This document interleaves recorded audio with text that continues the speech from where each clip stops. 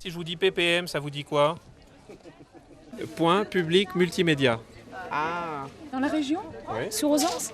il y en a un oui, mais je sais qu'il y en a un, mais je m'en intéresse pas. Je sais qu'il y a des possibilités d'utiliser Internet là-bas, mais je n'y suis jamais allée. Ça vous intéresse, non? Oh, ben ça m'intéresse, on sera obligé de suivre, c'est tout. Il y en a 7, 8. S'il faut, s'il faut. On peut les trier.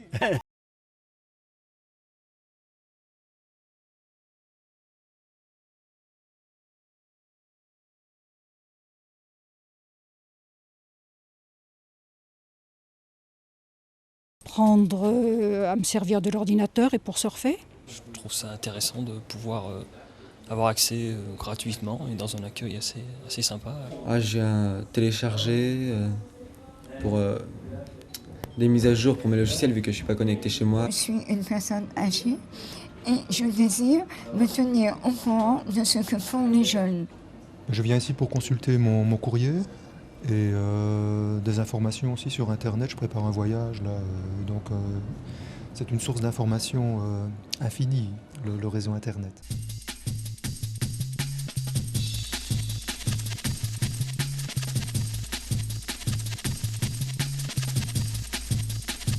À l'époque, c'était l'idée de l'apprentissage de l'Internet. Chacun peut apprendre, ou certains peuvent apprendre dans leur entreprise, certains peuvent apprendre en famille, les enfants apprennent aux parents, c'est bien connu, mais il nous semblait que pour beaucoup de personnes, il fallait offrir un autre lieu d'apprentissage. Le concours, c'est la formule qui nous permet le plus de nous appuyer sur les initiatives locales, puisqu'on demande en fait qui est prêt à nous aider à mettre en place ce projet pour permettre au plus grand nombre d'apprendre à utiliser l'Internet. Et donc on savait, en faisant un concours, qu'on aurait des réponses extrêmement diverses. Une fois c'est la bibliothèque, une fois c'est le foyer, une fois c'est la mairie, une fois c'est le collège.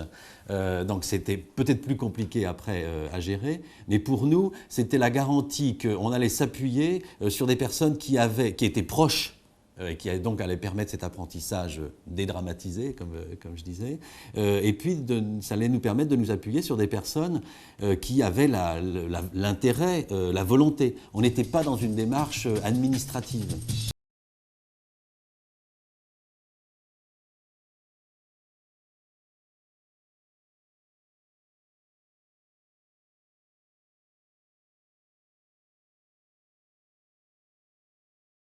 Consultez vos messages, l'identifiant et mot de passe.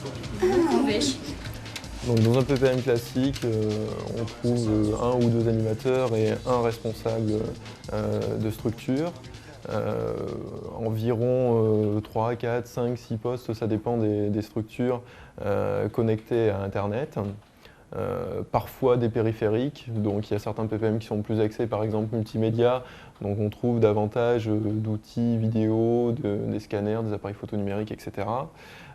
D'autres qui sont plus axés service public, donc il y a un accompagnement supplémentaire pour toutes les démarches à caractère citoyen, on va dire. En fait, il y a des différences fortes selon le contexte, selon les spécificités.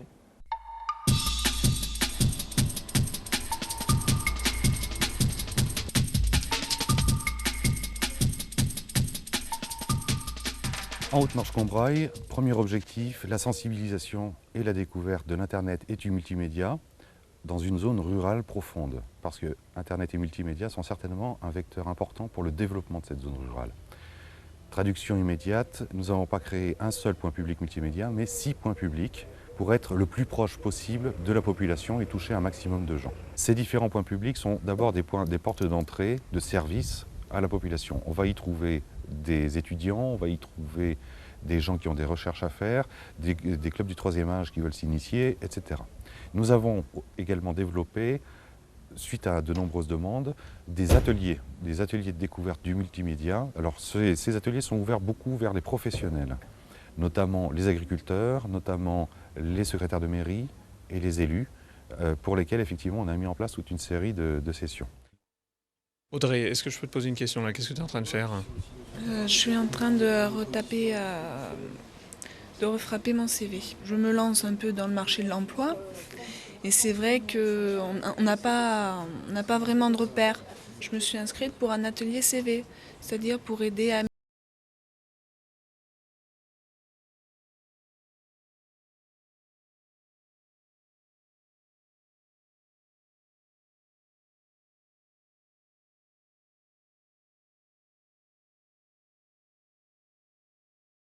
Il est vrai qu'il faut absolument bien sûr des personnes qualifiées pour faire fonctionner et pour animer donc ces points publics.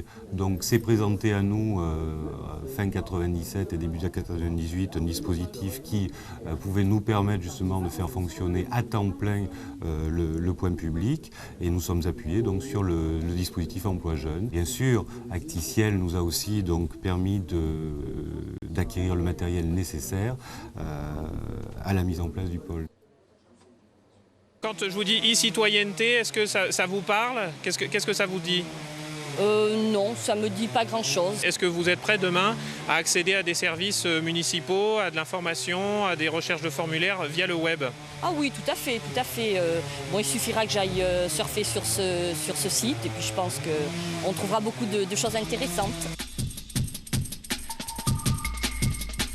C'est évident, Internet, ça va être le service public aussi dans nos municipalités. Et il est grand temps de s'y mettre et d'y aller tout de suite. Là, il faut vraiment que les élus s'y mettent et s'impliquent dans cet outil et l'intègrent dans leur fonctionnement et dans leur territoire.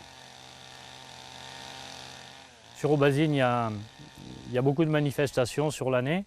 Et tout dernièrement, depuis au moins, on y est en plein en ce moment, c'est le jardin de sculpture, donc c'est un symposium international de sculpture qui est tous les 2 ans.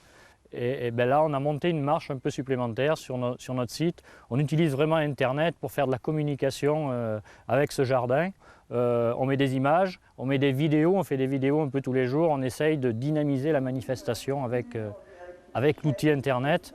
Et c'est clair que c'est vraiment un plus sur la manifestation.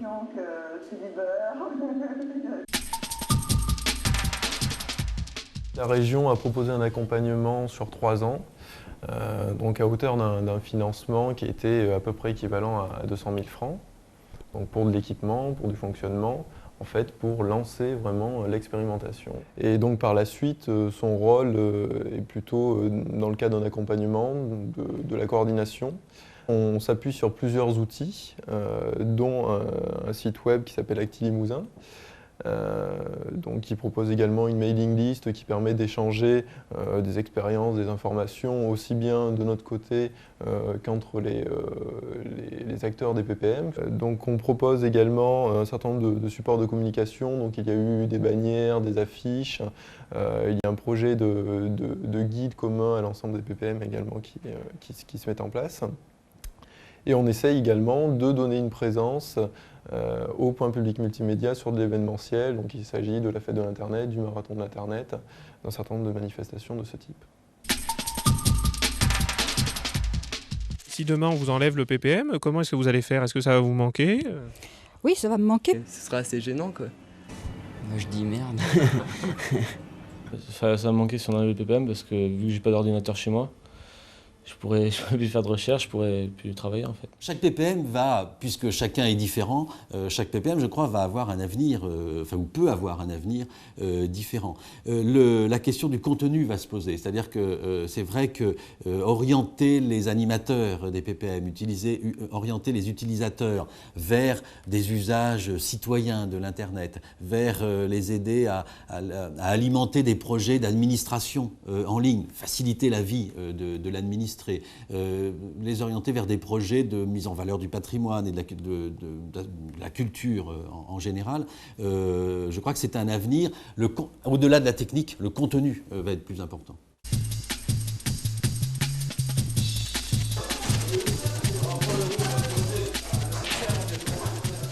On n'imagine pas ne pas poursuivre l'action, puisque c'est vraiment une action importante dans la vie de la structure. L'impact de cette action sur la population était vraiment positif, mais on aimerait qu'il y ait une participation plus importante des personnes adultes du quartier et des personnes extérieures aussi au quartier, de manière à répondre à une de nos missions qui est l'ouverture sur l'extérieur. Et donc on va essayer de travailler dans ce sens les années prochaines, en invitant peut-être et en mettant en place des actions qui permettront à ces populations de participer à la vie de l'intervalle.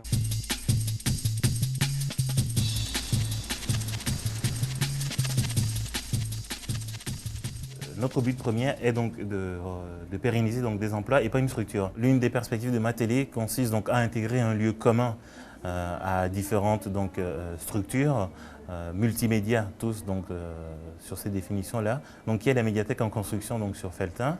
Donc intégrer ce lieu à vocation intercommunale en soi.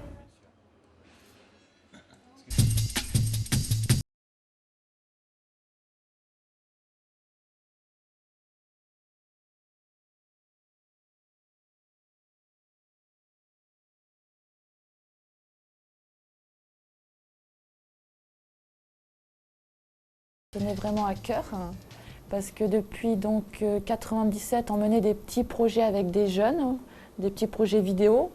Il y avait aussi des petits projets, on va dire, informatiques pour leur permettre simplement de pouvoir taper leur CV.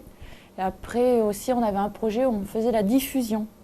Et peut-être grâce au concours Acticiel, c'était un peu un moteur à tout ça parce qu'on était en première, il fallait qu'on arrive à mettre de l'élan.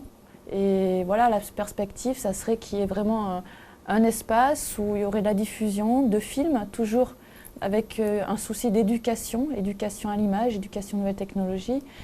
Il y aurait voilà, que cet espace devienne plus important et qu'on puisse aussi se projeter sur plusieurs années.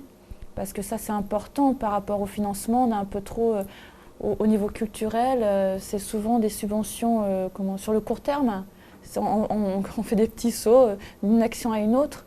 Et ce qui est intéressant, c'est d'arriver à trouver des partenaires qui pourraient soutenir voilà, cet espace, mais avec une dimension de long terme.